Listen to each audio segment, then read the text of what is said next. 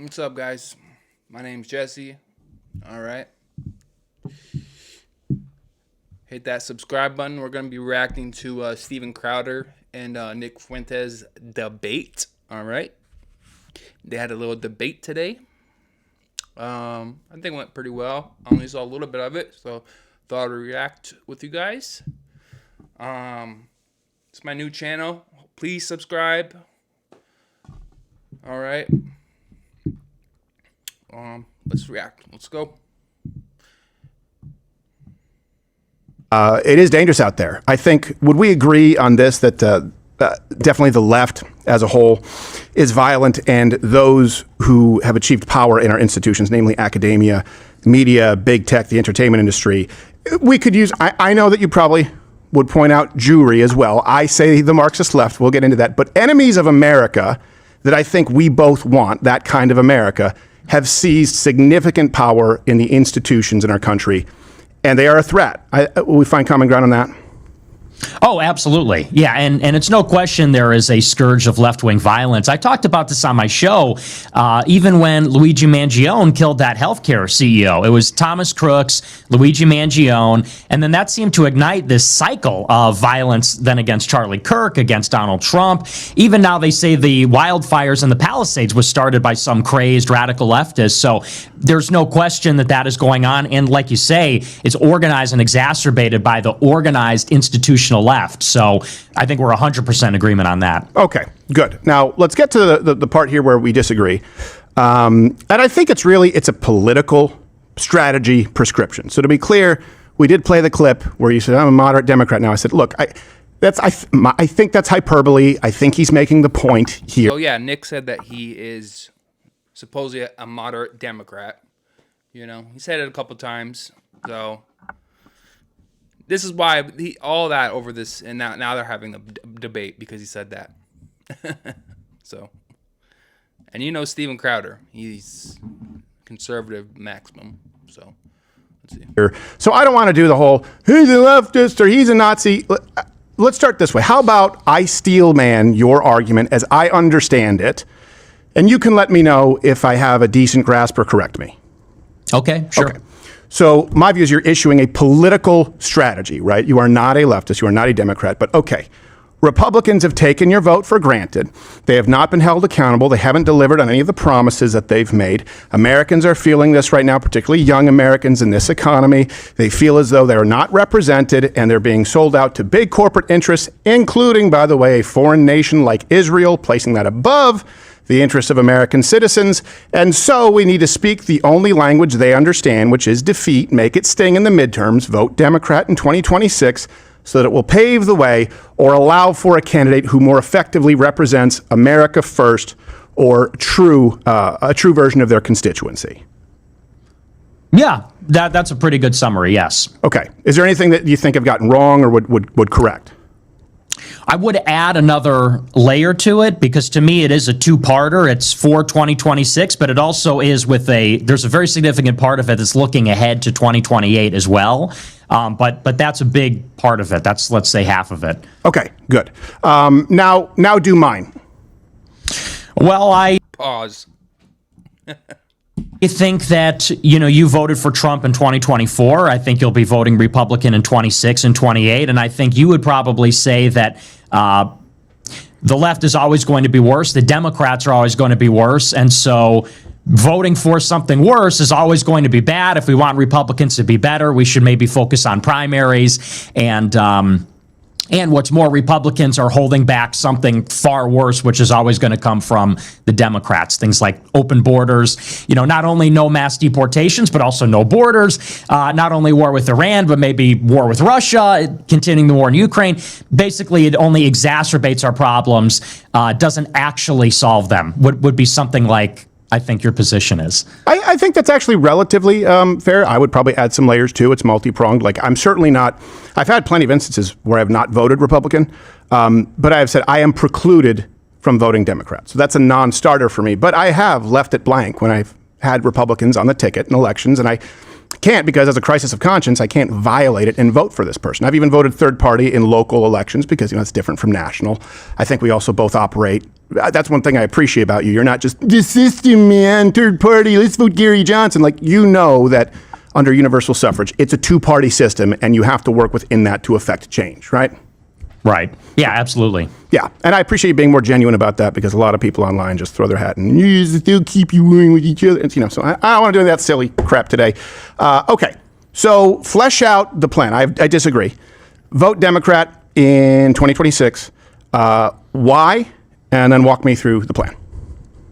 So, in 2024, I didn't vote Republican. I recused myself. I just told people not to vote. Everybody thinks I voted for Kamala, but I didn't. I just told people to withhold their vote.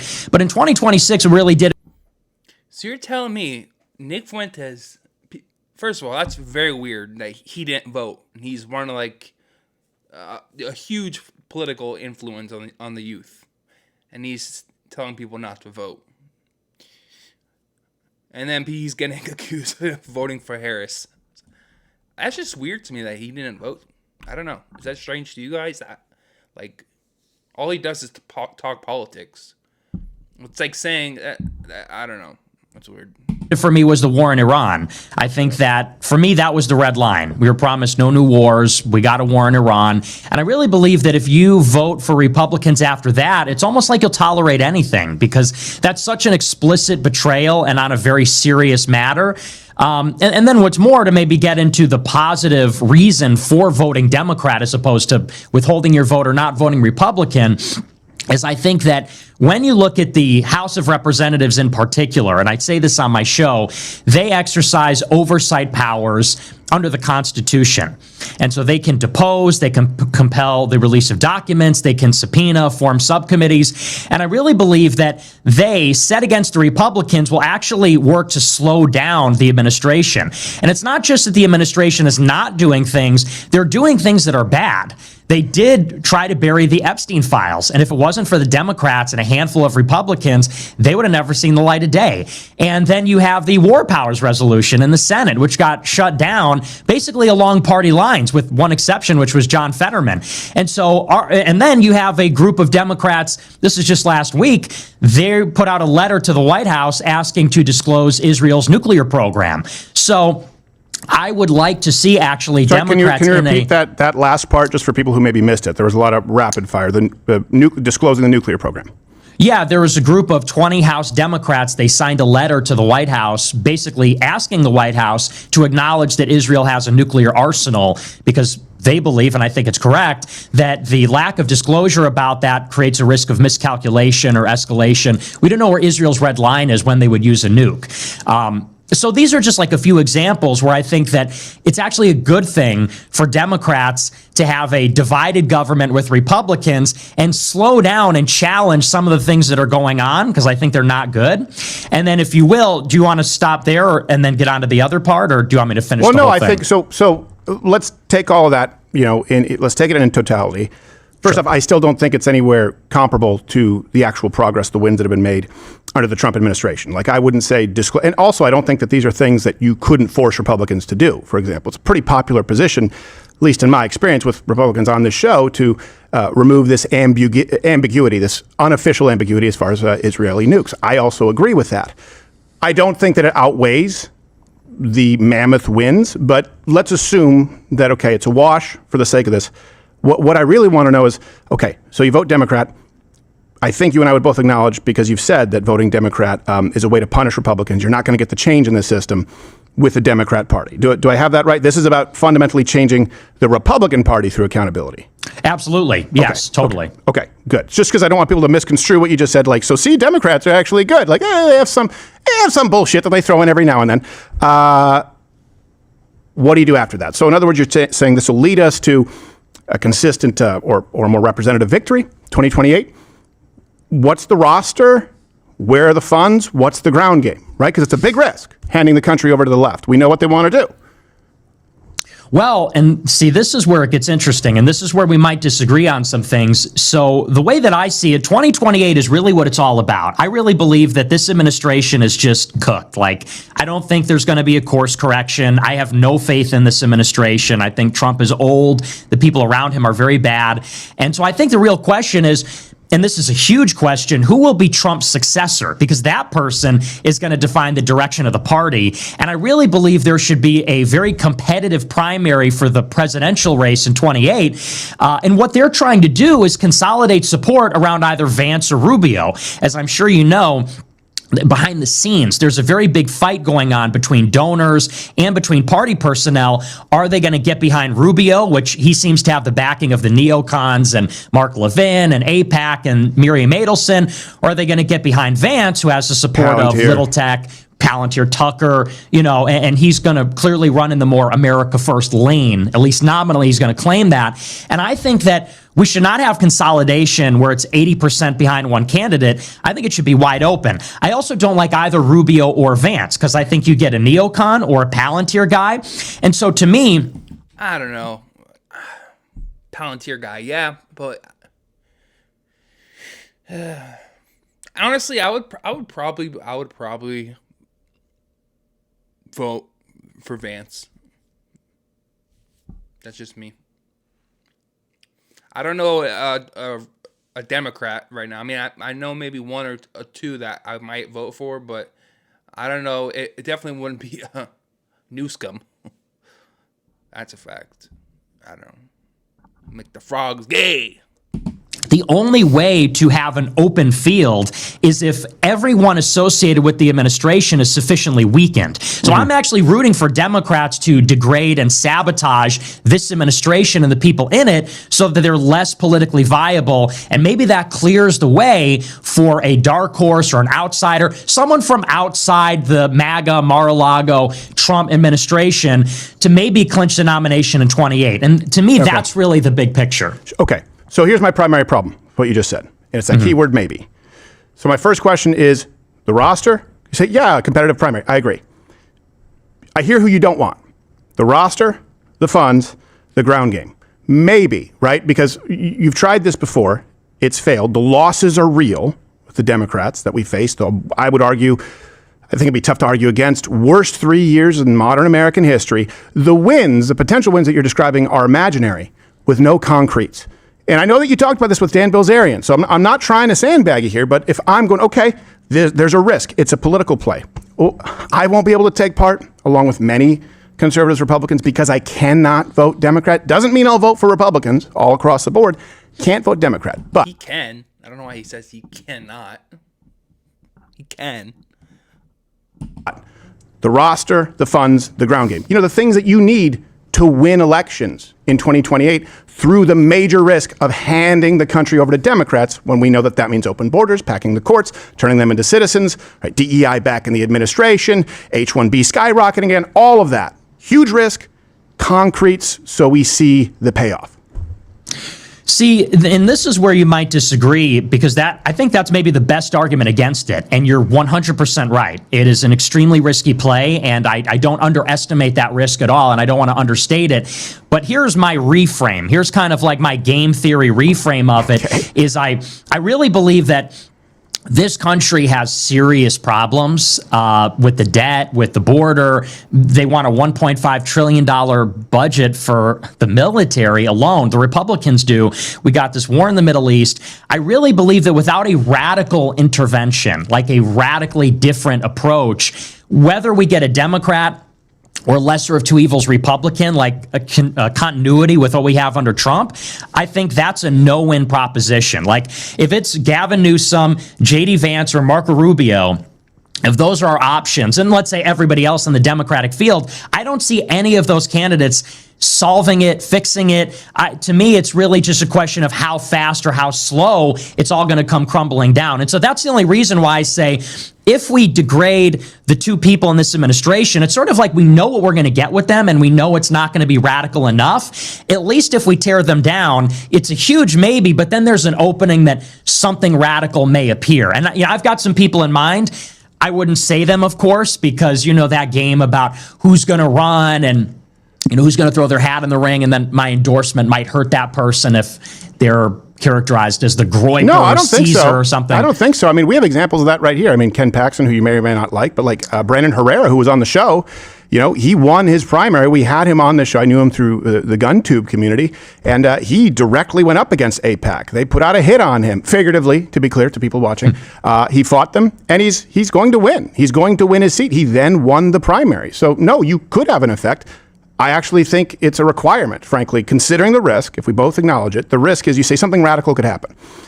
With the answer you're giving me now, something radical will happen. It's the radical that we experienced from 2020 through 2024. So the radical upside, you do got to give a name.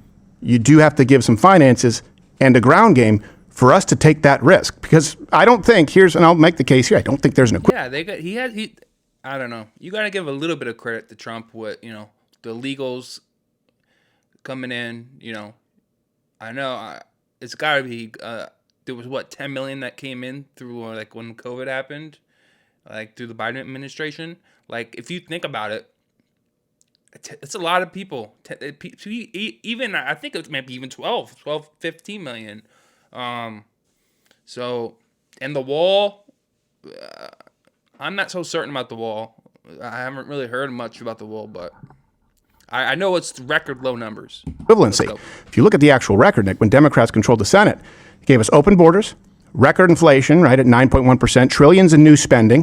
They, of course, stopped deportations. They stopped building the wall. They put DEI. I mean, they had a Department of Misinformation. Trump 2.0 has put us for the first time in net negative immigration, record deportations, over $1 trillion in cuts, not to mention doing away with DEI in the administration, some huge Supreme Court wins that actually pave the way going forward. I mean, H-1Bs are a really big thing, I know, because you ran billboards on them.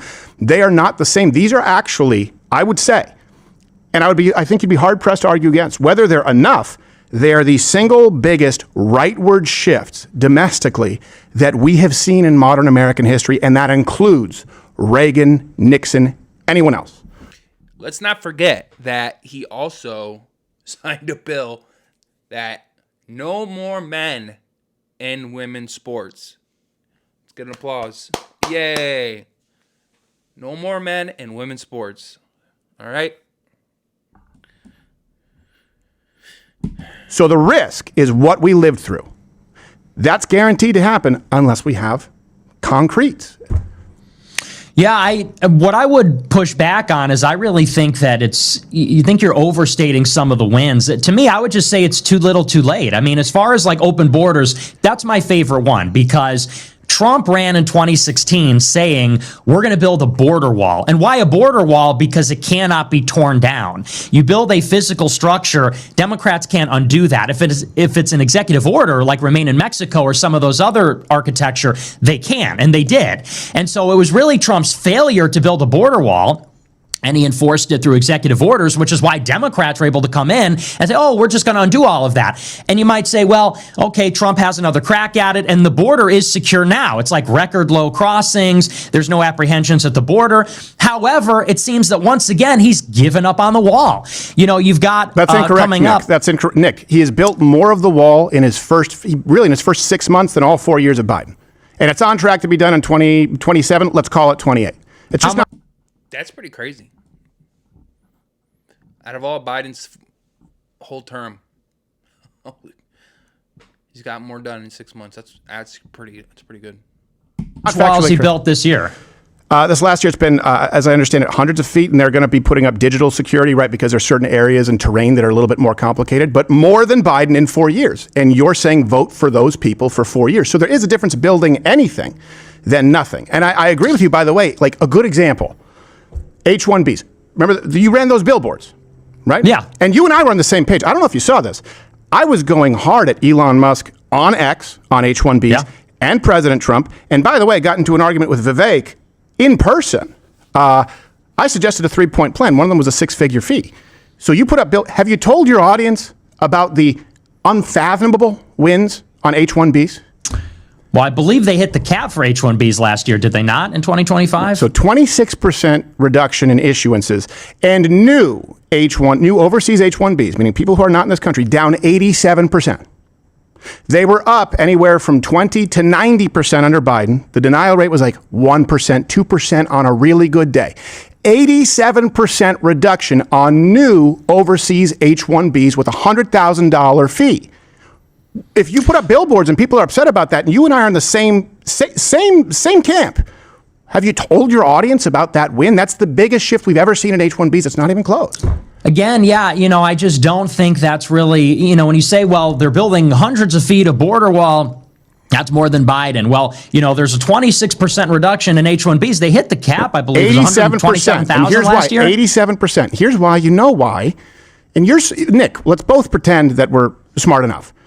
Okay. The president has broad powers over people coming into this country, right? New H-1Bs. And I see this a lot where he gets no credit for executive orders. But then... This reminds me of like Big Brother, Little Brother. He's trying to little bro him. Steven is, not going to lie. He's trying to little bro him.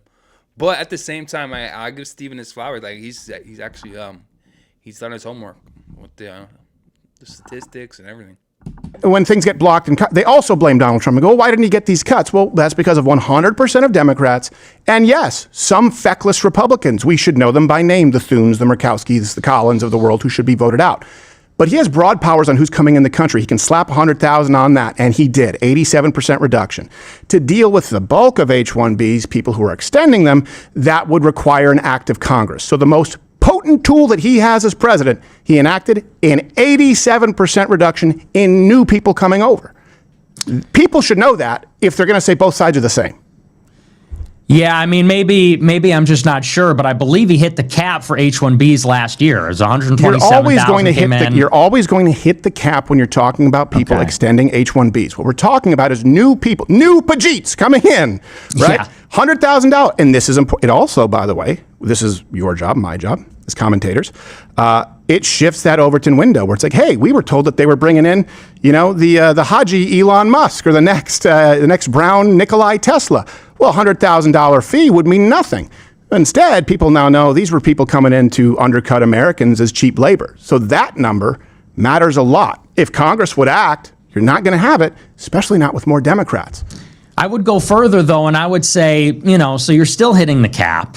And I would go further and say, what about all this talk about seasonal farm visas? What about this mass deportations? We're going to exempt agricultural workers. We're going to exempt farm workers, hospitality, luncheonettes. We're not going to deport anybody other than the criminal illegals. This is what I mean. It's like, because, I think maybe where we're getting stuck is it's not as if things are not improving. Like, you're 100% right.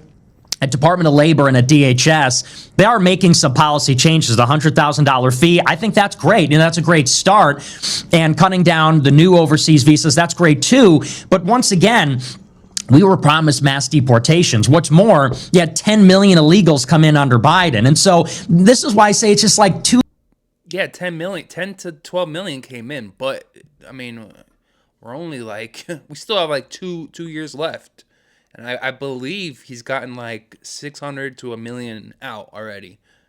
I don't know if they're showing the numbers or not, but that's just what I heard. 600, 700, 800, up to 1 million out. It's hard to get 10 million plus out, Little too late. I'd say more than 10. I'm at 12 to 20, depending on how you count it. But whoa, 20 million. 20 million. That's dude, surprised where are they at? 20 million.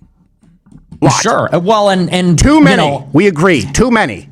But we don't even know how many deportations there are because ICE doesn't publish the data anymore. We don't have new official data on removals from the government since December 2024 from the Biden administration. So it's like, what we're being promised, and this, by the way, gets back to how radical it needs to be. It's like, because you could always say, and you wouldn't be wrong at all, that Republicans are going to be better. Are they going to build more border wall? Are we going to have less H-1Bs? Are we going to have more deportations? Absolutely. But when you actually look at the numbers, it's like, okay, well, they brought in 10 to 20 million in 4 years. Right. Even if the numbers are true and they say we arrested 600,000, maybe we only removed 300,000, you're not even making a dent in that. And you could say, well, anything counts, I would say it doesn't make a difference. Like, not really. 600,000 against 20 million, not really. And that's where I would say I favor taking the risk of getting something more radical than what we know, which is getting something that won't be anything. Well, and I can understand that position if I believe the numbers that you throw. Here's the one thing that I do notice, and I don't think that you're a Democrat. No. I really don't. But you do consistently use Democrat talking points against the right. And you have, this is not a primary issue, right? You've advocated that your followers either sit out or vote Democrat in 2020, 22, 24. And as a result, the big one, and this is a big problem that I've had with your approach, not you as a human being, Georgia, right, that flipped the Senate with Kamala Harris as a tiebreaker. And precisely because if people had followed, I'm not saying that you're responsible, but if people had followed your prescription in Georgia, that would be the exact reason for 10 to 20 million illegal aliens coming over an open border wall. That would be the exact reason for stopping them. That would be the exact reason for a doubling in some instances of H-1Bs. And I don't think that those changes are mild. When you say 600,000, we both know that is a point that the left will use. It's not accurate. You do have to include self-deportations because there's an incentive for self-deportations and more people are... Yeah. There is an incentive. $2,000. I mean, it's $2,000, and you get your stuff. You get to go. Well, if you got a truck and you got your tools and stuff, you bring your truck along, self-deport with all your things, and you get the $2,000. Why not do that instead of you're gonna get caught, especially if you do you're doing something illegal. You don't get the $2,000. You don't get to keep your truck, none of your tools, none of your clothes, nothing. You go with whatever you have. So it's like, just take the money and go back to your country. You got, and you get the money and you get your truck, your car, whatever, your kids, everything. Self-deporting. Next thing, I bet you'll say that Obama or Clinton deported more people. We did an entire segment on this because people on the right are saying that, and it's factually not true.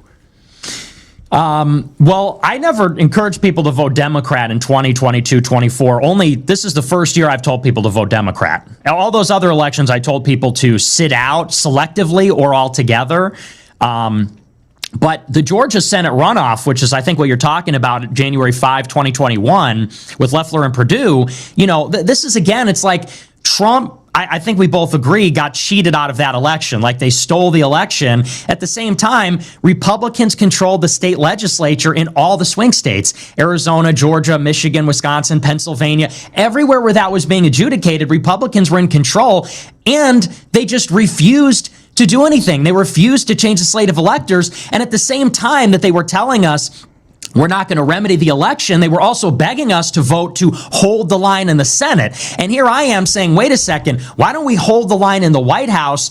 Yeah. You're worried about the Senate. And then I would add on top of that, and maybe this is going to be controversial, I actually don't think Republicans are really all that against illegal immigration. I think that What? Democrats and Republicans maybe wanted the illegals here because there was a significant labor shortage after the pandemic ended. People were slow to return to work. They were being paid too much. And, so you could say, like, if only Republicans had won, then there wouldn't be 10 to 20 million illegals. But what numbers do you have to back that up? First off, Nick, come on, you did. You told people to sit out or vote. In 2022, you told them to sit out or vote Democrat. And I'll give you 2020, you said you did. But in 2020... No, in 2020, I was pro-Trump. No, in 2020, yeah, but in 2022, you told people to sit out or vote Democrat. I remember that. I didn't tell them to vote Democrat in 22. I just said sit out. You said sit out or vote Democrat. In 2020, you did not say vote Democrat. You said we're going to destroy the GOP and to sit out the runoff in Georgia, which is exactly what flipped the Senate, which is exactly what opened the borders and stopped the border wall and led to the woke fucking nightmare that we dealt with, right? Because if people had gone out... Okay, go ahead. Got to correct the record. I got to correct the record. In the 2020 election, I told people vote Trump. It was only in the runoff in Georgia in 21. January 5, 21, that I said, sit this one out. In 22, I don't remember, it was 4 years ago. I believe I just said, don't vote Republican. Like 26, it was a big deal for me to say, vote Democrat, because I'm not a Democrat, as you know, and I appreciate you clarifying that. But no, I've only told people to sit out. This is the first year I'm saying punish them. And I guess the larger point is maybe we just disagree on the level of complicity of the Republicans. I think they're utterly complicit because even going back to, and this is formative for me, Trump won in 16 saying border wall, and you remember Republicans wouldn't give him more than $1.8 billion for that little fence in the Rio Grande Valley. And they said, no, we're going to focus on Obamacare and the tax cut. We'll do the border wall after the midterms, which they lost, and then they shrugged and said, So, oh, Nick, well. but now be accurate with your audience. Why wasn't the border wall built? Was it for the same reason that it was completely paused after the 2020 midterms? In other words, you say Republicans, do you mean Democrats? And so they said the perfect is the enemy of the good, and they got done what they could get done at that time. It would be like people in the future saying, he didn't do anything about H-1B visa extensions. Well, sure, because he can't. It'll be blocked 100% by Democrats, maybe 10 to 15, 20% Republicans, but he used the most potent tool at his disposal, right? So you put all this in the same basket, like Republicans didn't. No, they weren't able to. And in many cases, they weren't able to, especially because you told people to sit out. When you look at what they've been able to do, I don't think these are minute differences. We've both agreed these are the most rightward shifts that we've seen in American policy in modern American history, which brings us back to the risk. I think we both agree, the risk of the left, right? You've not had any ill-conceived delusions that this is not a risky play. And I appreciate that you're straightforward about that, right? You're not like, this is going to be great. You know it could backfire. So what are the concretes? It brings us back to that. If I'm going to take this risk, because I think that a 99% reduction in border crossings is significant, 87% H-1Bs. I think the Supreme Court. Yeah, that's a lot of good things that, I mean, so far in like what, a year and some change that he's done. The borders, there's no one basically there. It's just a dry desert, some coyotes. I mean, the only thing I cannot agree with Trump is just this war. This war is kind of just, I don't know. It's all over the place. One day it's something, the other day it's something else. Ceasefire this, ceasefire that. So, I mean, I swear if he didn't start this war, and I guarantee Nick would not be saying this. I don't know. Court cases are significant. I think, dozens, hundreds of feet of the wall being built is significant, whatever it is. I think it's significant, but I'm willing to take the risk this plan will be effective because I need you to walk me through the end of the plan as opposed to hopefully these magic candidates will show up and then you're going to deal with the donor class again and the ground game again. What does it look like? Give me the plan. Yeah. Well, once again, I'll just say first, and then I'll get just to respond to the preamble there. It's like, I just grow tired of these games where it's like every cycle there's this excuse. It's like, well, we did this, we couldn't do that. It's politics, and this is just a brief example I'll give. They allocated in the big, beautiful bill, what was it, $200 billion, $190 billion for DHS. Significant portion of that goes to ICE. And then they gave up on deportations in January because they said, well, this is not popular for the midterms. Then they launched the most unpopular war in modern history in Iran. It's like if you can eat a S-word sandwich, I don't know if you'd swear on this show. You can say whatever you want. Yeah, okay. It's Rebel, for God's sake. I mean, we're on I know YouTube, Alex Jones, he's on radio, so, But, Don't they bring want that to see foul the language. Yeah, Take your methylene blue. Yeah, turmeric. Yeah. They want us to eat a shit sandwich on Iran, but then on deportations, they go, oh, well, what about the midterms? So to me, these come across as like excuses, but I do want to get into what the plan is. You're right. It's hope. We're hoping for a space to be opened up for a candidate to go in, and there isn't anything specific. I have a candidate in mind, and there's a ground game being built and things like that. I can't share that information. There's maybe a couple candidates that I'm looking at. But again, you know how it goes. Unless somebody's ready to announce, you can't really say, oh, so-and-so is going to run for office. And then especially because it's me, I can't be the harbinger of whoever the candidate will be. Well, why? But, Let's explore that, though, because we both agree, two-party system, you need voting blocks. You need coalition. So if there are that many people out there who share your view, shouldn't be a problem for you to endorse anyone. As a matter of fact, that's a net positive. So give us the name. I can't do that. Once again, it's not somebody that's announced they're running. It's not somebody that maybe even is in contention. But you know how this goes. When you have people that are running for president, they don't say, they're not going to make an announcement until they're ready to make an announcement. Well, sure, but usually these people who are developing Republican strategies aren't telling people to vote Democrat in a midterm, right? That's a long game, and you need that answer for people to take it on faith. Otherwise, it's just snake handling. Well, I think that, once again, either way, you can take my word for it or not, but what isn't going to work is Vance and Rubio. Like, that's a zero-win proposition. You could sit there and say, well, but that's better than a Democrat. At least that's concrete. I would say it's concrete that we're going to lose. It's concrete that if we get a continuation of this, we're going to get more of this, and this is not working. So rather than trying something that isn't working, I want to give a chance that something might work.